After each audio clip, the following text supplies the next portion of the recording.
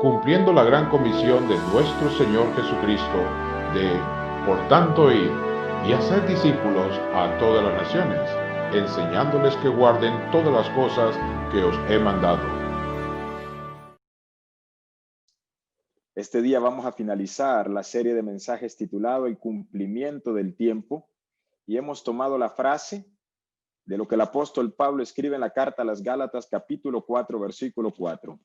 Cuando vino el cumplimiento del tiempo, Dios envió a su Hijo, nacido de mujer y nacido bajo la ley, para que redimiese a los que estábamos bajo la ley, a fin de que recibiésemos la adopción de hijos.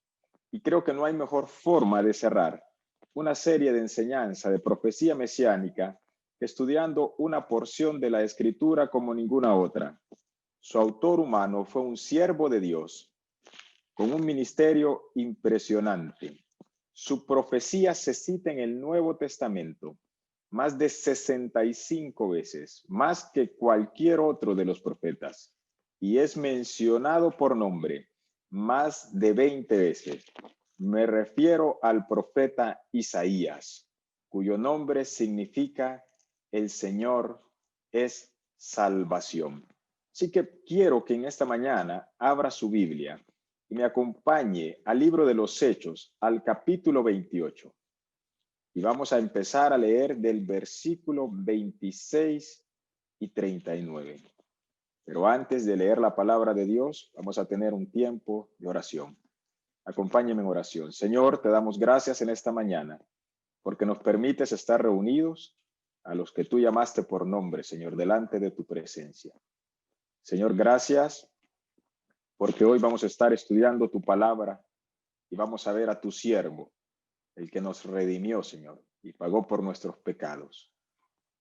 El cumplimiento de tu promesa de salvación para todos los que han de creer. Gracias, Señor, porque te muestras fiel, lleno de misericordia y de amor. Y entender, Señor, lo que nos dices en tu palabra a través de esta profecía debe de producir fruto en nuestro corazón. Debe de fortalecer nuestra fe y debe de recordarnos en cada instante que tenemos un Dios maravilloso que nos ama, en el cual podemos permanecer seguros. Porque tu Hijo Jesucristo fue el sacrificio perfecto y agradable para satisfacer tu justicia. Y por ese sacrificio hoy nosotros somos justificados en él. Que en esta mañana, Señor, tu palabra pueda calar en nuestros corazones y afirmarnos para caminar en un mundo turbulento con pies firmes, porque hemos confiado en el Dios Todopoderoso. Te damos las gracias en el nombre de Jesús. Abra su Biblia entonces y acompáñame en la lectura en el capítulo 8 del libro de los Hechos, versículo 36, y dice así: un ángel del Señor habló a Felipe diciendo: levántate y ve hacia el sur por el camino que desciende de Jerusalén a Gaza, el cual es desierto. Entonces él se levantó y fue, y sucedió que un etíope, eunuco, funcionario de Cándace, reina de los etíopes, el cual estaba sobre todos sus tesoros y había venido a Jerusalén para adorar, volvía sentado en su carro y leyendo al profeta Isaías. Y el Espíritu dijo a Felipe: acércate y júntate a ese carro. Acudiendo Felipe le oyó que leía al profeta Isaías y dijo: pero, ¿entiendes lo que lees? Él dijo: ¿y cómo podré si alguno no me enseñare? Y rogó a Felipe que subiese y se sentare con él. El pasaje de la escritura que leía era este: como oveja a la muerte fue llevado, y como cordero mudo delante del que lo trasquila, así no abrió su boca. En su humillación no se le hizo justicia, mas su generación, ¿quién la contará? Porque fue quitada de la tierra su vida. Respondiendo el eunuco dijo a Felipe: te ruego que me digas, ¿de quién dice el profeta esto? ¿De sí mismo o de algún otro? Entonces Felipe, abriendo su boca y comenzando desde esta escritura, le anunció el evangelio de Jesús. Y yendo por el camino, llegaron a cierta agua. Y dijo el eunuco: aquí hay agua. ¿Qué impide que yo sea bautizado? Felipe dijo: si crees de todo corazón, bien puedes. Y respondiendo dijo: creo que Jesucristo es el Hijo de Dios. Y mandó parar el carro y descendieron ambos al agua, Felipe y el eunuco, y le bautizó. Cuando subieron del agua, el Espíritu del Señor arrebató a Felipe y el eunuco no le dio más y siguió gozoso su camino. Ahora, ¿qué pasaje de la Escritura leía el eunuco? El eunuco estaba leyendo Isaías capítulo 43, versículos 7 y 8. Y en ese relato que acabamos de leer, note que el eunuco hizo una pregunta a Felipe. ¿De quién dice el profeta esto? ¿De sí mismo o de algún otro? Y esa es una pregunta trascendental para entender el tema de esta mañana. Esa pregunta es más que comprensible. Los judíos religiosos que conocían muy bien las escrituras estaban en desacuerdo en cuanto al significado de este pasaje. Algunos creían que el cordero inmolado representaba a Israel y otros creían que Isaías se refería a sí mismo y otros pensaban que se trataba del Mesías. Sin embargo, la interpretación correcta la tenemos en el versículo 35 que acabamos de leer, cuando Felipe abre su boca y comenzó desde esa escritura anunciando el evangelio de Jesús. Aunque no se nos dan todos los detalles de lo que Felipe le dijo al eunuco, sabemos que abrió su boca y comenzó desde esa escritura anunciando el evangelio de Jesús. Ahora sí quiero que me acompañe al libro de Isaías, pero antes de ir al capítulo 53, vamos a ir al capítulo 52, versículo 3. Y quizás algunos esté preguntando por qué vamos a empezar a leer desde el capítulo 52, versículo 13.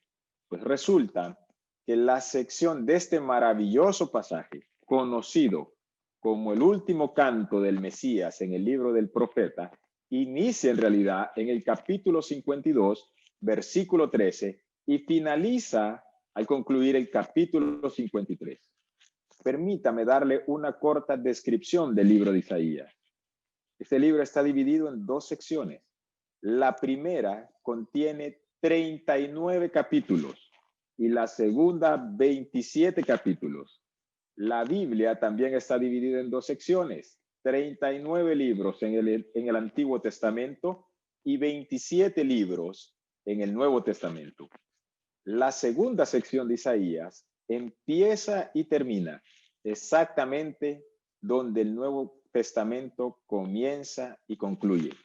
Isaías comienza la segunda sección en el capítulo 40, versículos que van del 3 al 5, cuando dice: voz que clama en el desierto, preparad camino a Jehová, enderezad calzada en la soledad nuestro Dios, todo valle sea alzado y bájese todo monte y collado, y lo torcido se enderece y lo áspero se allane. Y se manifestará la gloria de Jehová, y toda carne juntamente le verá, porque la boca de Jehová ha hablado. Y el Nuevo Testamento comienza de la misma forma. Cuando vamos a Mateo, capítulo 3, versículo 3, empieza el relato: pues este es aquel de quien habló el profeta Isaías cuando dijo: voz del que clama en el desierto, preparad el camino al Señor, enderezad sus sendas. Y concluye la segunda sección en Isaías 66, 22, con los cielos nuevos y la tierra nueva. Porque como los cielos nuevos y la tierra nueva que yo hago permanecerán delante de mí, dice Jehová, así permanecerá vuestra descendencia y vuestro nombre. Tal como concluye el Nuevo Testamento en Apocalipsis 21 y 22. Así que toda esta segunda sección del libro anticipa y profetiza con exactitud el flujo del Nuevo Testamento. Algunos dicen que el libro parece más una historia contada que un libro profético por la exactitud en que las cosas ocurren. En el libro de Isaías encontramos 4 pasajes que son conocidos como los cantos del siervo. Estos son Isaías 42, versículos del 1 al 9, Isaías 49, versículos del 1 al 3, Isaías 50, versículos del 4 al 11, e Isaías 52, iniciando en el versículo 13 y terminando en Isaías 53, versículo 12. Y se les llama los cantos del siervo porque se centran en la vocación y la misión del siervo del Señor. Esos cánticos o poemas describen al siervo como el elegido de Dios para que traiga justicia a todas las naciones y para hacer que Israel, el pueblo de Jacob, se vuelva y se una a él, es decir, a Dios. Pero el siervo también será una luz para que otras naciones reconozcan el poder salvador de Dios. ¿Quién es este siervo? Bueno, a diferencia de otros personajes que en las escrituras son llamados siervos del Señor, por ejemplo, Abraham, Jacob, Moisés y David, el siervo que se presenta en Isaías es uno que padece dolor físico y humillación en la obra a la que Dios lo llamó. El último de los cantos, es decir, el que tenemos en el capítulo 52, comenzando en el versículo 13 hasta finalizar el capítulo 53, reconoce, sin embargo, que es el sufrimiento del siervo el que le ayudará a realizar el trabajo para el que fue elegido. En otras palabras, su sufrimiento quitará para siempre los pecados y la culpa de los demás, y el Señor recompensará al siervo por sacrificar su vida por los demás. El cuarto canto del siervo es uno de los textos de la escritura que más ha reclamado la atención de los exégetas de todos los tiempos. Es uno de los temas más controvertidos y ha sido precisamente por la identificación de ese siervo que sufre. Como ya he mencionado antes, los judíos no se ponían de acuerdo. Ellos interpretaron Isaías 53 como profecía mesiánica y en eso estaban bien. Sin embargo, no tenían claro de cómo el Mesías sufriría a causa de qué. Así que los rabinos escribieron: Él será compasivo y sentirá nuestro dolor. Ellos creían que el Mesías sería un rey que se compadecería de lo que el pueblo noble de Israel había sufrido y nunca vieron la muerte sustitutiva mesiánica, a pesar del hecho de que diariamente en su historia estaban muriendo animales que retrataban esa muerte sustitutiva. La idea de un Mesías mismo muriendo no es posible y era inaceptable para los judíos. Esa es la razón por la que Jesús fue al Antiguo Testamento para hablar de su sufrimiento necesario y por la que los apóstoles predicaron acerca de eso. Los judíos no tuvieron interés en un Mesías que tuviese que morir para redimirlos. Ellos no tenían necesidad de un Salvador. No tenían necesidad de un sacrificio por el pecado. Como bien dice el pastor John MacArthur en un comentario, en un sistema de obras no se necesita un Salvador. Ellos necesitaban a alguien que fuera compasivo con ellos. Ellos le daban la bienvenida a alguien que mostrara empatía hacia ellos. ¿Qué era lo que esperaban? Ellos querían un rey que fuera compasivo con lo que habían sufrido y de esta manera, a partir de esa compasión, les dieran lo que de hecho merecían. Esa fue la perspectiva del judaísmo antiguo. Esa es la perspectiva del judaísmo del Antiguo Testamento. Y esta fue la perspectiva del judaísmo post-Nuevo Testamento y sigue siendo la perspectiva del judaísmo moderno, pero no solo del judaísmo. Muchas veces nosotros nos parecemos tanto a Israel que pensamos que tenemos el derecho de que Dios se compadezca de nuestro sufrimiento. ¿Sabe? El judaísmo nunca se definirá a sí mismo en los términos de Isaías, pero tampoco nosotros los gentiles. En el capítulo 1, Dios llamó a este pueblo enfermo de la cabeza a los pies. Pero ellos consideraban que no necesitaban un Salvador. Como puede ver, si usted no entiende lo que los teólogos llaman la doctrina de la depravación, y usted no entiende que es incapaz de salvarse a sí mismo por algo que usted haga, entonces no necesita usted un Salvador que lo salve. Usted alcanza la salvación y cualquier sistema que tiene algún mérito que salva no tiene lugar para una expiación vicaria sustitutiva. Después de que el Señor Jesús vino y la iglesia nació, la iglesia interpretó claramente Isaías 53. Todos los escritores del Nuevo Testamento lo hicieron. La iglesia comenzó a predicar a los judíos que Jesús es el cumplimiento de Isaías 53. Ellos no querían oír ese tipo de predicación y entonces la iglesia fue perseguida.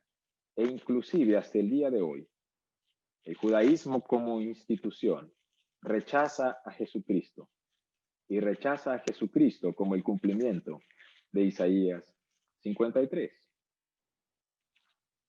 El contexto para poder entender Isaías 53 comienza en el versículo 13 del capítulo 52. Y quiero que esté muy atento, preste cuidadosa atención a la lectura, pues toda esta sección contiene pruebas irrefutables de que Dios es el autor de la Escritura y Jesús es el cumplimiento de todas las profecías mesiánicas. Son detalles tan minuciosos que ningún ser humano pudo haberlos predicho por accidente y ningún impostor los cumplió con sagacidad. Charles Spurgeon decía con referencia a esta sección de la Escritura, se trata del lugar santísimo de la Escritura divina. Por tanto, quitémonos los zapatos de nuestros pies, porque el lugar en que estamos parados es especialmente Tierra Santa. De los versículos 13 al 15 del capítulo 52, encontramos un resumen de la humillación y la exaltación del siervo. Esos detalles incluyen la obra de Cristo en su muerte sustitutiva y expiatoria, su sepultura, su resurrección, su salvación de los pecadores, su intercesión y su reino.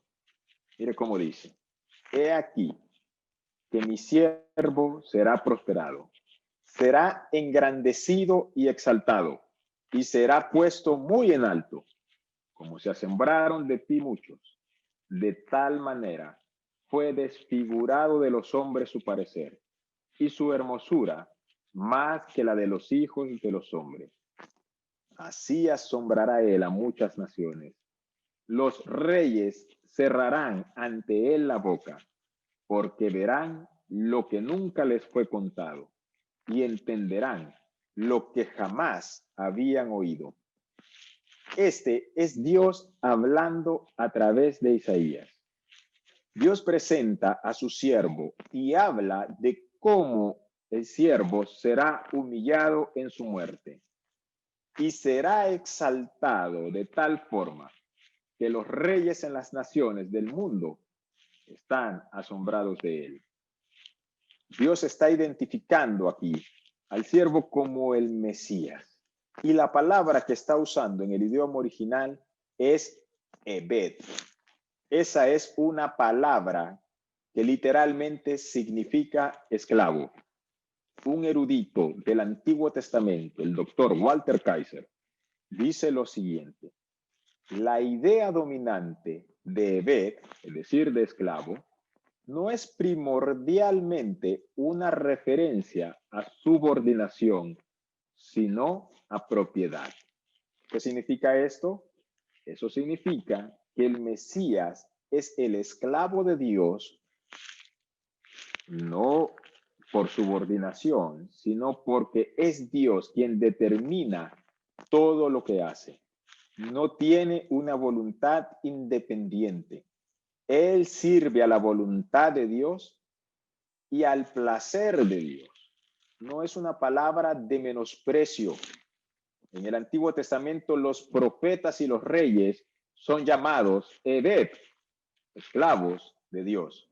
Moisés es llamado esclavo de Dios 17 veces. En el Nuevo Testamento encontramos en Filipenses 2 cómo el Señor Jesucristo no consideró el ser igual a Dios como cosa que aferrarse, sino que se humilló a sí mismo y tomó forma de siervo. En el Nuevo Testamento esa palabra es doulos. Entonces el Mesías hace la voluntad del Padre y solo la voluntad del Padre.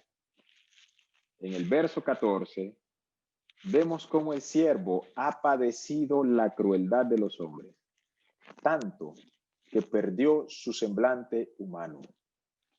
Y el versículo 15 dice que asombrará. Esa palabra la podemos traducir de otra forma: rociará, porque ese siervo desfigurado cumplirá la obra sacerdotal de purificar no solo a Israel, sino a muchos fuera de la nación de Israel, y cumplirá las promesas que encontramos en otros pasajes del Antiguo Testamento, como Éxodo 29:21, Levítico 4:6, Números 8:7, o en el Nuevo Testamento, en la explicación en Hebreos capítulo 9, versículo 13. Luego hay una frase con respecto a los reyes. Dice que cuando lo vean, cerrarán la boca. Los reyes nunca quieren cerrar la boca. Ellos son quienes mandan a callar a los demás. Los que están en eminencia siempre quieren hablar. Pero aquí tenemos cómo los líderes humanos están pasmados y atónitos ante el siervo, a quien despreciaron. Quedaron en silencio cuando éste es exaltado. Y tan pronto asuma su trono, verán un despliegue de poder y gloria como nunca antes lo han presenciado. Esto que acabamos de leer son las palabras introductorias al capítulo 53 y clarifican que lo que sigue es una profecía referente al Mesías, el Redentor prometido a Israel. Todo este pasaje se enfoca entonces en el siervo del Señor, descrito como una sola persona. El pasaje no se trata de una nación, no se trata de una tribu, no se trata de un grupo étnico o no se trata de individuos oprimidos como erróneamente ha querido ser interpretado. Tiene que ver con el sufrimiento de una sola persona, el siervo de Dios. Ahora acompáñenme en la lectura al capítulo 53 y vamos a leer los primeros versículos. Dice así la palabra del Señor: ¿quién ha creído a nuestro anuncio? ¿Y sobre quién se ha manifestado el brazo de Jehová? Y quiero que preste mucha atención, porque Isaías estaba escribiendo un mensaje para los judíos. Este texto fue escrito 700 años aproximadamente antes de Cristo. Y usted tenga en mente que Isaías era un judío. En segundo lugar, quiero que note que en la última parte del capítulo 52 es Dios quien está hablando acerca del siervo.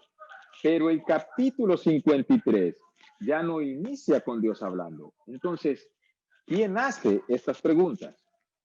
Vamos a responder tomando en cuenta lo siguiente. Todos los profetas fueron judíos y anunciaron al Mesías. Juan el Bautista fue un judío que identificó a Jesús. Jesús étnicamente es un judío y todos los apóstoles lo son.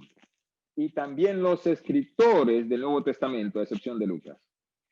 El Evangelio fue primeramente un mensaje dado por personas judías a personas judías.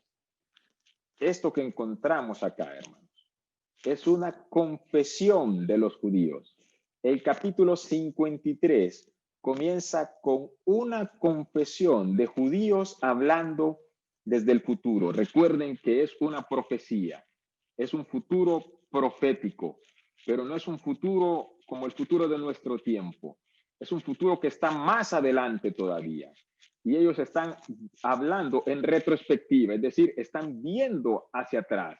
Los que comienzan hablando en ese capítulo son judíos, no del tiempo de Isaías, no del tiempo del Señor, no del tiempo de la predicación de los apóstoles y no del tiempo de la iglesia. Aunque las preguntas son válidas para cualquiera de ese tiempo. Estos son judíos del tiempo en que el Señor se manifieste en el esplendor de toda su gloria y se cumpla la profecía de Ezequiel 39, donde dice, y ellos sentirán su vergüenza y toda su rebelión con que prevaricaron contra mí cuando habité en su tierra con seguridad y no haya quien los espante, cuando los saque de entre los pueblos y los reúna de la tierra de sus enemigos y sean santificados en ellos ante los ojos de muchas naciones. Y sabrán que yo soy Jehová su Dios, cuando después de haberlos llevado al cautiverio entre las naciones, los reúna sobre su tierra sin dejar ahí a ninguno de ellos. Zacarías también en la profecía, en el capítulo 12, verso 10, dice, y derramaré sobre la casa de David y sobre los moradores de Jerusalén espíritu de gracia y de oración y mirarán a mí, a quien traspasaron y llorarán como se llora por hijo unigénito, afligiéndose por él como quien se aflige por el primogénito. Esa palabra nuestro que encontramos en el versículo 1 de Isaías nos puede confundir y pensar que es el profeta o alguien más haciendo esa pregunta. Sin embargo, en el idioma original, nuestro es un participio pasivo con referencia al mensaje. Literalmente esa pregunta dice, ¿quién ha creído el mensaje que fue oído por nosotros? Y esos versículos que están ahí serán la respuesta de Israel.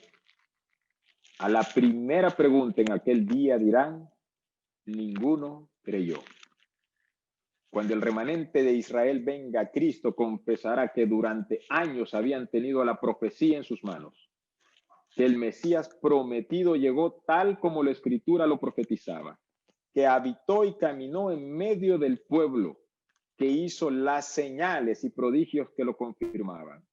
Dijo quién era y aún habiendo mostrado todo, habiendo cumplido con la ley a cabalidad, fue despreciado, acusado de blasfemia, juzgado injustamente y llevado a la muerte. Luego negaron su resurrección, persiguieron y asesinaron a sus seguidores y han negado el mensaje del evangelio hasta el día de hoy. El apóstol Pablo cita Isaías 53:1 en la carta a los Romanos capítulo 10 versículo 16. Mas no todos obedecieron al evangelio, pues Isaías dice, Señor, ¿quién ha creído a nuestro anuncio? Y la respuesta de Dios la encontramos en Romanos 10:21, cuando el Señor mismo dice, todo el día extendí mis manos a un pueblo rebelde y contradictor. Quiero que me acompañe y se mueva por un momento de Isaías al capítulo 12 del Evangelio de Juan. Y vamos a buscar en el capítulo 12 el versículo 32. Y vamos a leer desde ese verso, Juan capítulo 12, versículo 32, hasta el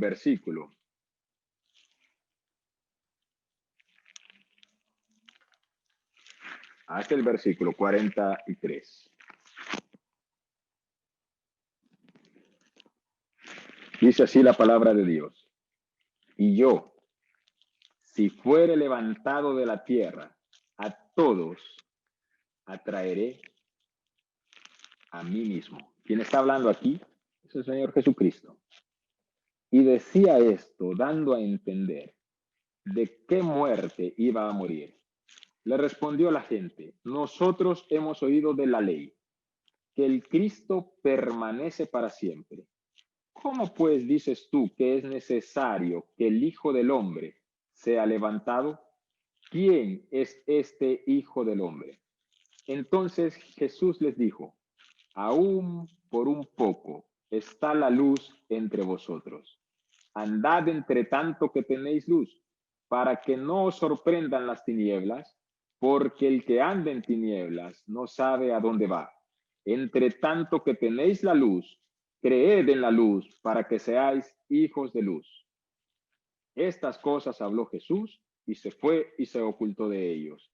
Pero a pesar de que había hecho tantas señales delante de ellos, no creían en él, para que se cumpliese la palabra del profeta Isaías que dijo, Señor, ¿quién ha creído a nuestro anuncio? ¿Y a quién se ha revelado el brazo del Señor? ¿Lo notó? Son los versículos de Isaías, capítulo 53. Pero vea lo que dice el versículo 39 en el Evangelio de Juan. Por esto no podían creer, porque también dijo Isaías, cegó los ojos de ellos y endureció su corazón, para que no vean con los ojos y entiendan con el corazón, y se conviertan y yo los sane. Isaías dijo esto cuando vio su gloria y habló acerca de él. Con todo eso, aún de los gobernantes, muchos creyeron en él, pero a causa de los fariseos no lo confesaban, para no ser expulsados de la sinagoga. Versículo 43. Y esta es la razón de esos corazones endurecidos, porque amaban más la gloria de los hombres que la gloria de Dios. Y lo que vemos en esos dos últimos versículos es impresionante.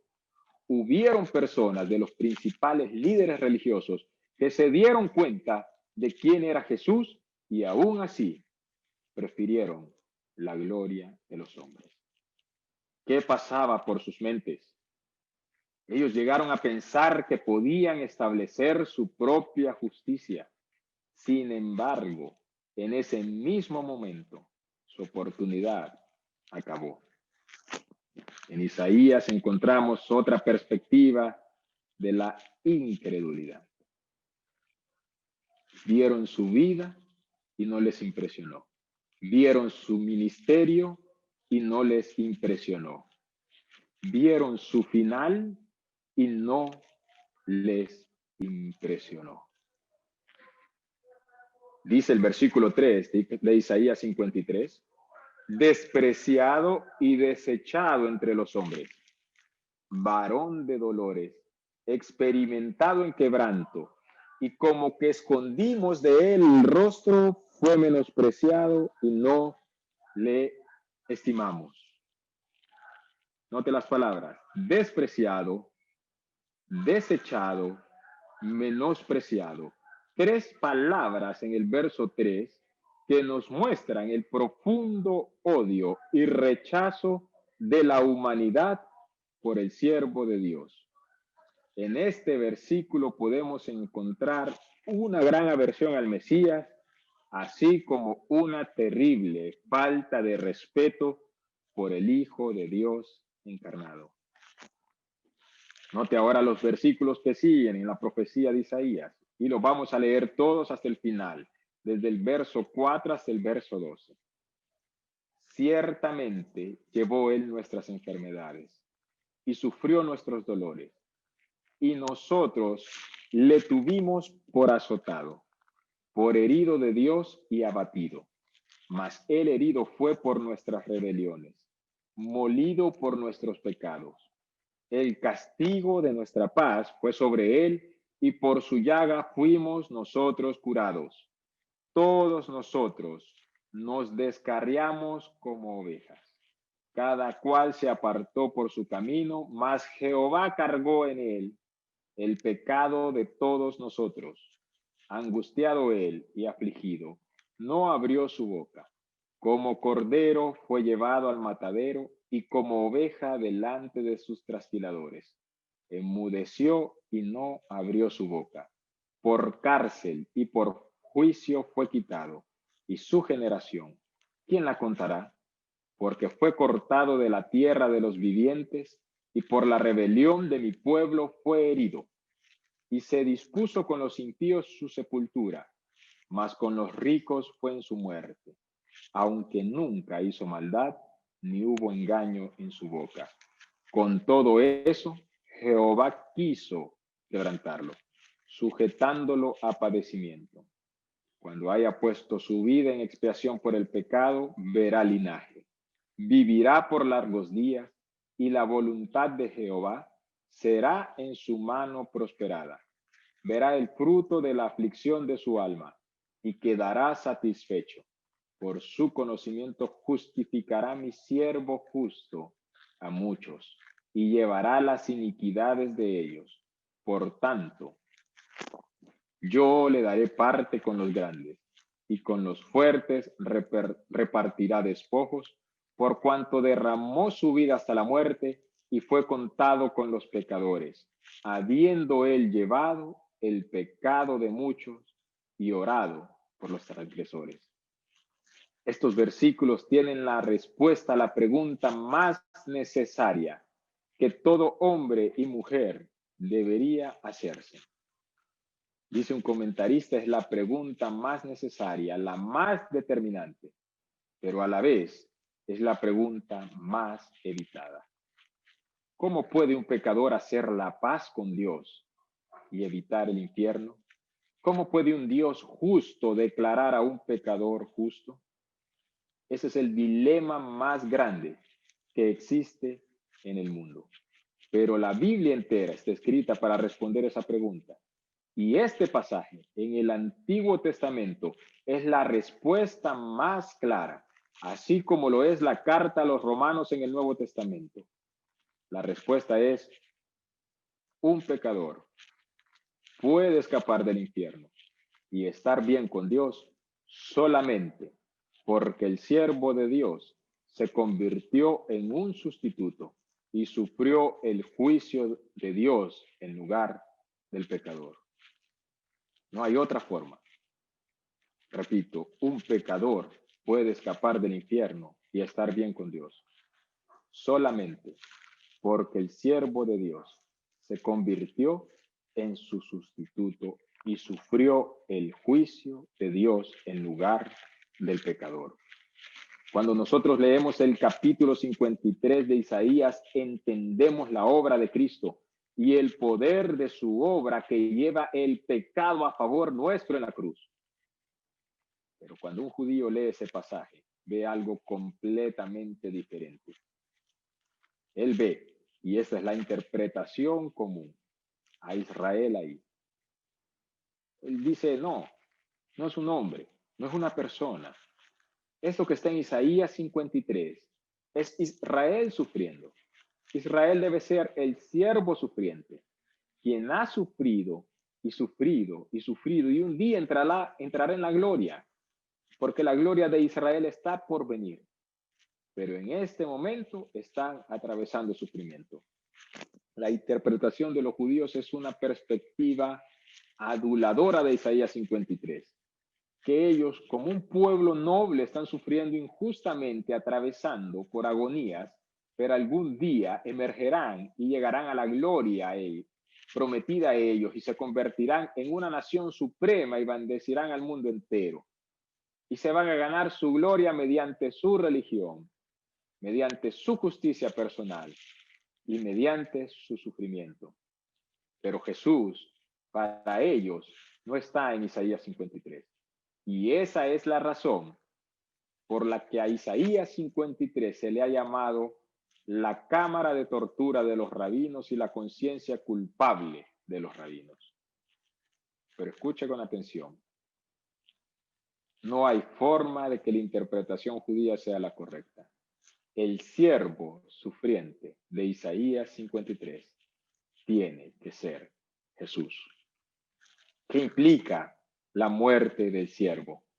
¿Cuál es el significado de un sufrimiento como el aquí descrito? ¿Por qué debía de morir?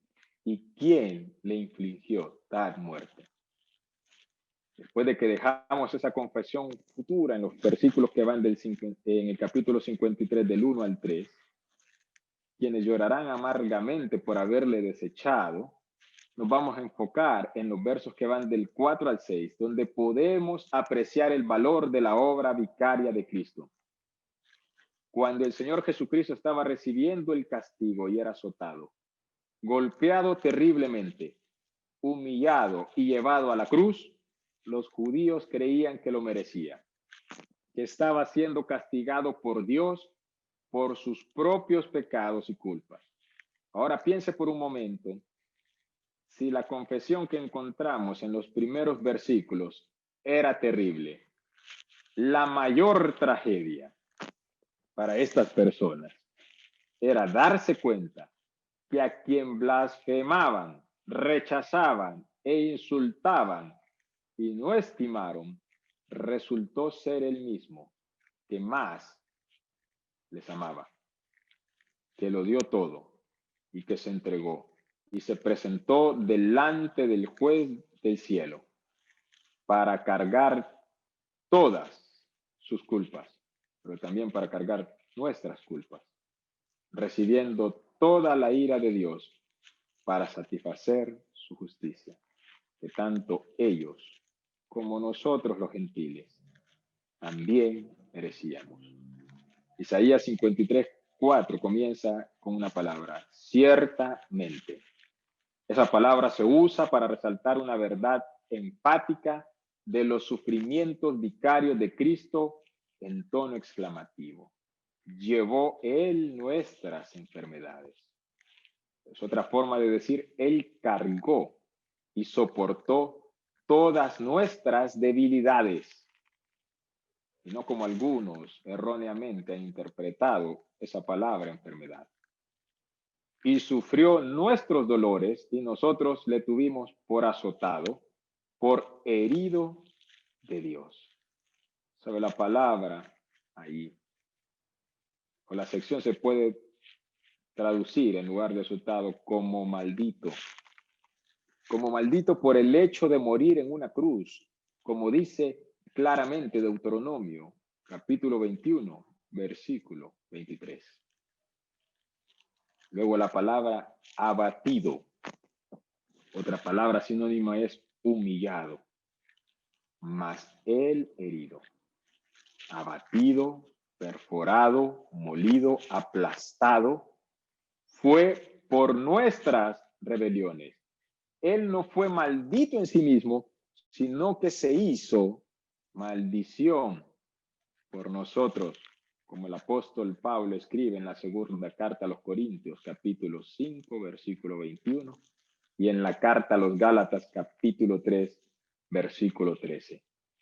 Fue molido por nuestros pecados, no por los suyos, que no tenía, como dice Juan. Fue nuestro pecado lo que él cargó y por lo que fue condenado y ejecutado por Dios. El castigo de nuestra paz fue sobre él. Él sufrió y padeció el castigo que apacigua totalmente y frena la ira de Dios hacia el pecado y por consiguiente hacia el pecador. Se puso en el lugar del pecador, nos sustituyó y por su llaga fuimos todos nosotros curados. aunque puede aludir a algo de la sanidad física, esa sanidad va más allá. Esa sanidad va más allá. Todos nosotros, todos, son todos, sin excepción, nos descarriamos como oveja. Una oveja perdida que queda totalmente a merced de sus enemigos, sin apenas poder defenderse. No son rápidas, no son astutas, no son fuertes. Y esa era nuestra condición. Y esa es la condición de cualquiera que no viene al Señor. Cada cual se apartó por su camino, mas Jehová cargó en él.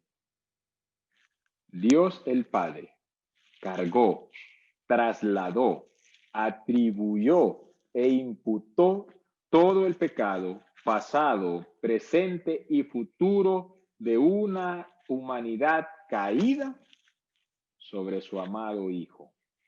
Y en él lo juzgó, lo condenó, lo aplastó y lo quitó de un día para siempre, como dice el profeta Zacarías. El pecado de todos nosotros. Note, aquí ya se irradica todo el corazón y la esencia del evangelio mismo. Y otra vez, todos son absolutamente todos. Y este es el tema central de Isaías 53, de toda la Biblia entera y de la historia redentora.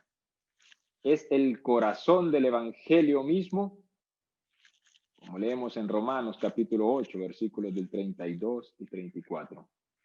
El que no escatimó ni a su propio Hijo, sino que lo entregó por todos nosotros, ¿cómo no nos dará también con él todas las cosas? ¿Quién acusará a los escogidos de Dios? Dios es el que justifica.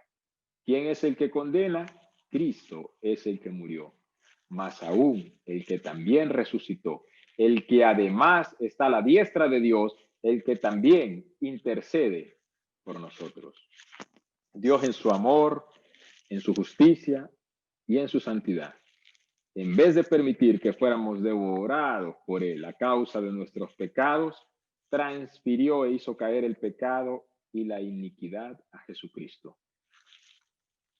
Este cargó, sufrió y padeció con el terrible castigo de nuestros pecados en el Calvario. Ahora el pecado ya no está sobre nosotros reclamándonos y exigiéndonos justicia, sino que el pecado fue a parar a la cruz y ahí se solventó de una vez y para siempre nuestro más terrible problema. Dios Padre sometió a castigo a Dios Hijo, un castigo que era sin lugar a dudas para nosotros, para de esa forma Él demostrar ser justo, al castigar todo pecado y sobre todo demostrar ser un Dios de amor, al ofrecernos perdón y reconciliación. Jesús murió solo con los pecados del mundo sobre él. Escribe Isaías, versículo 7, angustiado. ¿Sabe lo que esa palabra significa? Fuertemente presionado. Ya desde Getsemaní nosotros podemos ver la angustia en el Señor Jesucristo. Afligido, maltratado, humillado y cruelmente oprimido, como podemos verlo en el Evangelio de Juan. No abre su boca, ni una sola palabra dijo, pues admitió como suya propia la culpa de todos los demás, sin protestar, como un cordero, porque Él es el Cordero de Dios que quita el pecado del mundo. Fue llevado al matadero. Ese animal aún yendo a la muerte, va inocente, paciente y en silencio. Lo mismo podemos ver así en Jesús.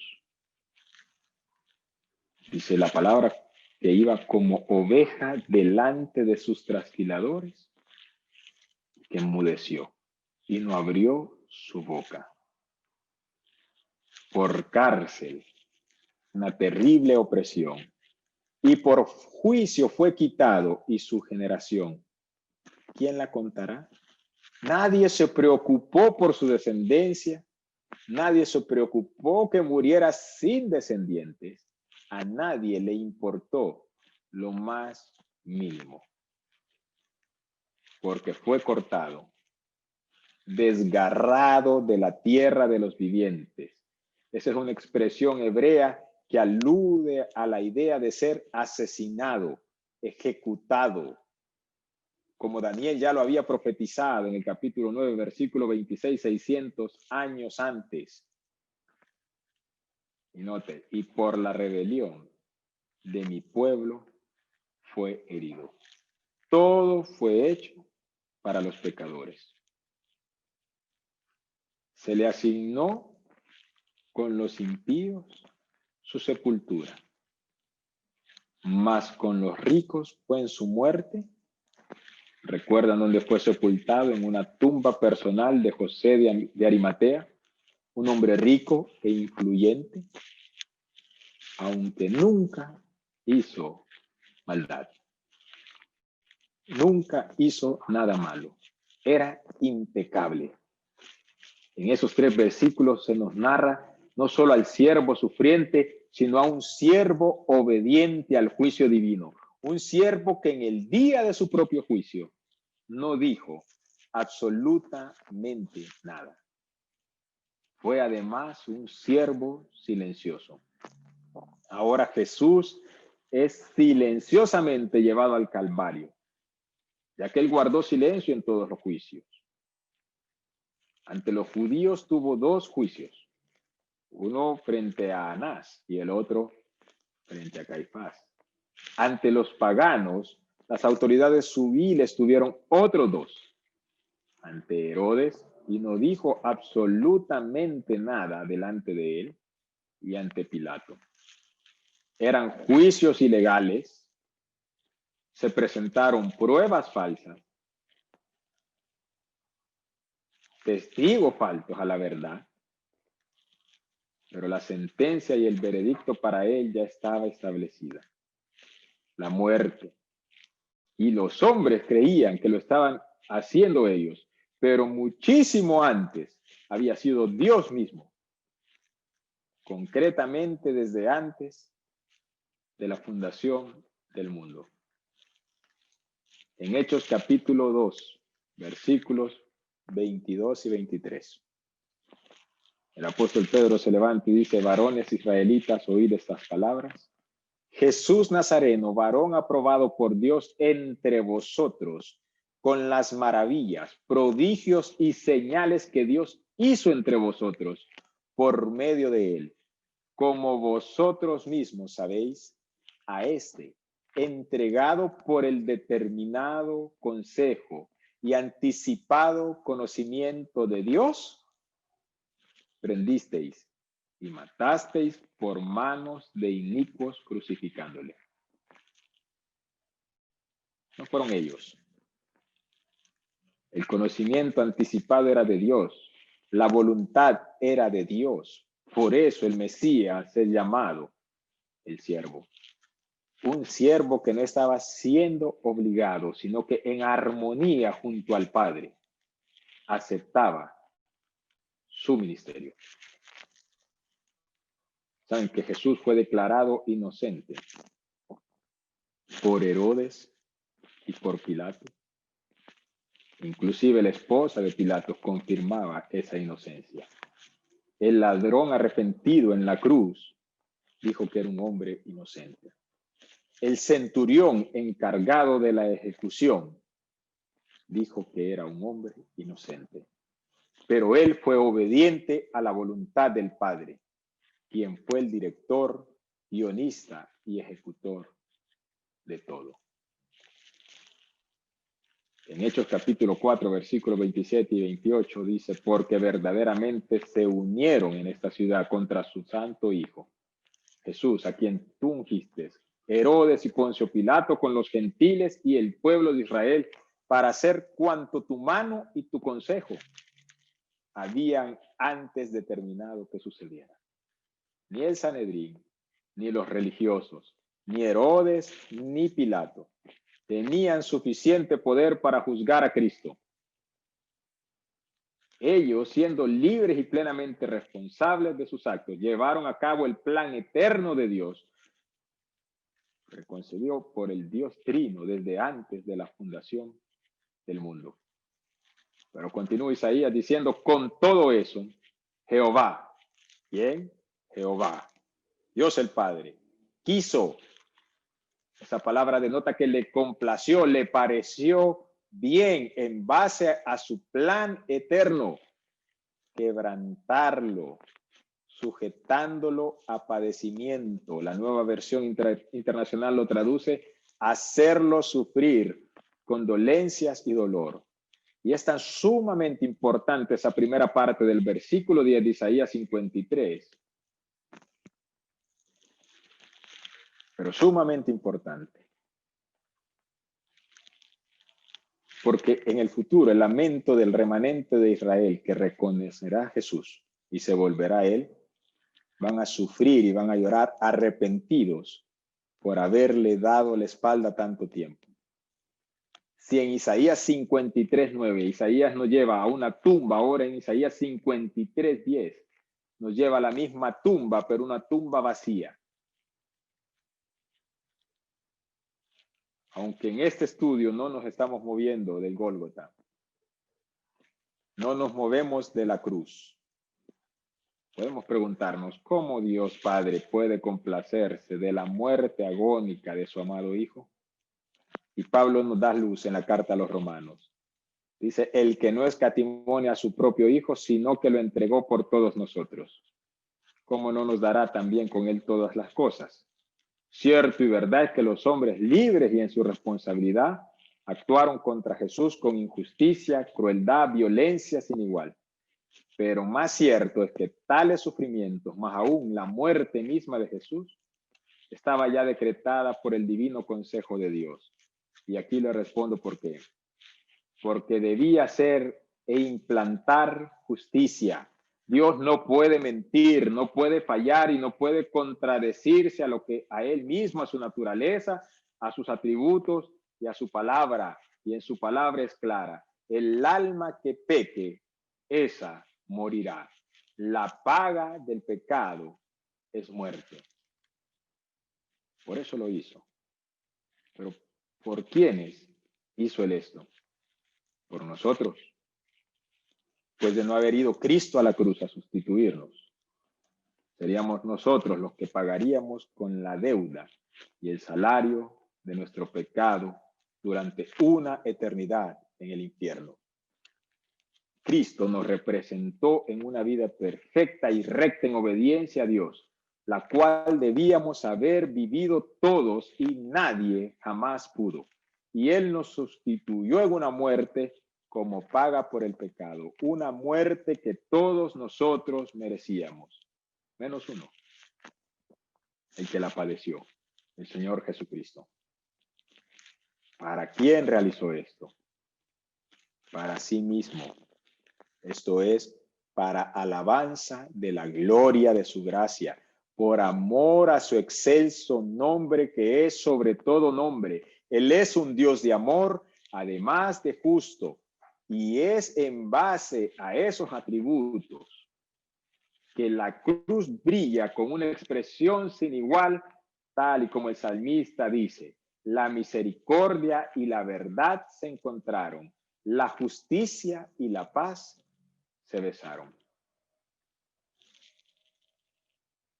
Isaías sigue diciendo, cuando haya puesto su vida en expiación por el pecado, o sea, como una ofrenda de expiación por el pecado, ese es el sacrificio expiatorio, verá linaje, tendrá muchos descendientes, innumerables hijos de Dios por la fe en él, los redimidos.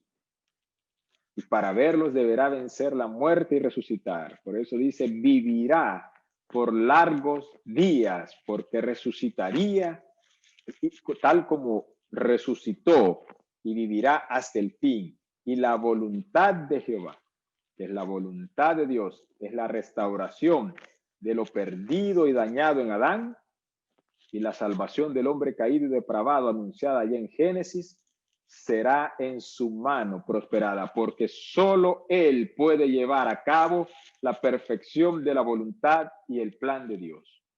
Verá el fruto de la aflicción. Aquí se alude a su dolor y tormento al ser hecho pecado, pero prontamente olvidado por el gozo del triunfo obtenido en la cruz.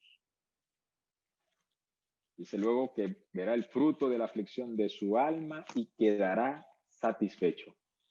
Quedar completamente satisfecho es quedar completamente complacido cuando vea todo lo logrado a través de sus sufrimientos y aflicciones. Aunque el precio fue altísimo, la gloria y honra recibidas lo superan con creces. Por su conocimiento justificará. Note, mi siervo justo a muchos. ¿Quiénes son esos muchos? Todos aquellos que se rinden delante de Él y que creen que Jesús es el Señor, que Él es el Mesías y llevará las iniquidades de ellos. Por tanto, dice el Señor, yo le daré parte. Eso es un puesto con los grandes. Ese es el honor. Él es el Rey de Reyes. Él es el Señor de Señores. Él es el juez de los vivos y los muertos. Y con los fuertes repartirá despojos. Y esta es una figura de los reyes repartiendo el botín con los más fuertes, aludiendo a esa figura total y aplastante del victorioso. Por cuanto derramó su vida hasta la muerte, derramó voluntariamente hasta la última gota. Jesús lo dio todo en la cruz. También este versículo alude a su humanidad. Y fue contado con los pecadores, habiendo él llevado el pecado de muchos y orado.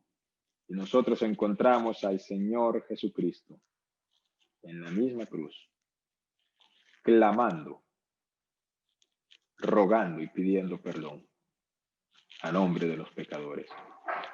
Pero ahora está en el cielo, a la diestra del Señor. Filipenses capítulo 2, versículo 9 y 11 dice, por lo cual Dios también lo exaltó hasta lo sumo y le dio un nombre que es sobre todo nombre, para que en el nombre de Jesús se doble toda rodilla de los que están en los cielos y en la tierra y debajo de la tierra, y toda lengua confiese que Jesucristo es el Señor, para la gloria de Dios Padre. Isaías va terminando. En el versículo 11, deja de hablar y cierra con broche de oro ese capítulo, porque quien habla es Dios mismo.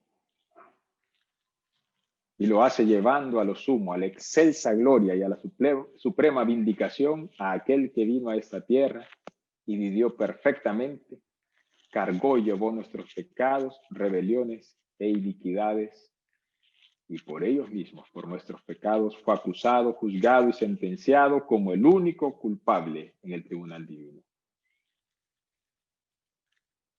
Dios queda satisfecho al pagar Jesús al completo nuestra deuda. Y Jesús queda satisfecho cuando su linaje, su iglesia, se congrega a adorarlo por lo que él hizo. Aquel quien llevó la corona de espinas, ahora lleva la corona de gloria. Aquel quien portó y cargó la cruz, ahora lleva en su mano el cetro de justicia.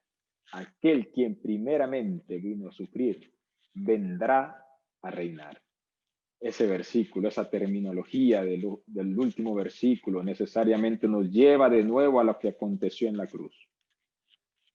Colosenses 2, capítulo 14 y 15 dice, anulando el acta de los decretos que había en contra de nosotros, que nos era contraria, quitándola de en medio y clavándola en la cruz, y despojando a los principados y a las potestades, los exhibió públicamente, triunfando sobre ellos en la cruz.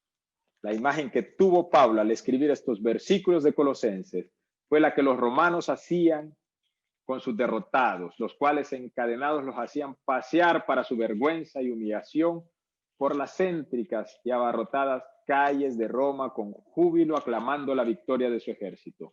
Ante él, ante Jesús, se pondrán de rodilla todos los considerados grandes por este mundo, desde Napoleón, Isaac Newton, Albert Einstein, Sócrates, Da Vinci, Mandela, todos confesarán un día que Él es Señor. No quedará otra. Algunos para adoración y otros para lamentación, pero todos lo dirán y confesarán. Moisés, David, Abraham, Salomón, Juan, el propio Esteban aguardan ese día donde lo van a homenajear. Ellos y nosotros, los que creemos en Él para salvación, somos realmente los grandes. Él nos ha hecho grandes al hacernos coherederos con Él y al sentarnos juntamente con Él en lugares o regiones celestiales. La recompensa de Dios a Cristo es que le entregará a su pueblo. Estará junto a Él por una eternidad, para que pueda amarlo y adorarlo tal y como merece. Él es el Rey de Gloria, que viene a reinar. Vamos a orar. Señor, te damos gracias por esta maravillosa palabra en la profecía de Isaías. Porque tu palabra, Señor, renueva y fortalece nuestra fe cada día. Gracias, Señor, por el sacrificio de tu Hijo en la cruz. Sabemos que tienes control de todas las cosas y que tu plan, así como se cumplió en la persona de Cristo al morir en esa cruz, de la forma en la que murió y que era necesario para llevarnos a ti, se cumplirá hasta el fin del tiempo. Anhelamos y esperamos ese día de gloria cuando regrese triunfante, Señor. Cuando toda rodilla se doblará delante de Él y confesará que es el Rey de Reyes y Señor de Señores. Pero mientras tanto estemos en este mundo, Señor, queremos oír tu voz, someternos a tu voluntad voluntariamente tomando ejemplo del siervo. Así debamos de sufrir el oprobio del mundo por nuestra fe, la persecución y aún peor la muerte, con la mirada puesta en los cielos. Señor, permítenos conocer y hacer tu voluntad y llevar vidas de obediencia que te honren a ti, para que ese día de gloria, Señor, estemos ahí, contados entre los poderosos que acompañarán a tu Hijo, sin nada de qué avergonzarnos, por haber servido correctamente en este tiempo de espera. Te damos las gracias en el nombre de Jesús. Amén y amén. Bendiciones, hermanos.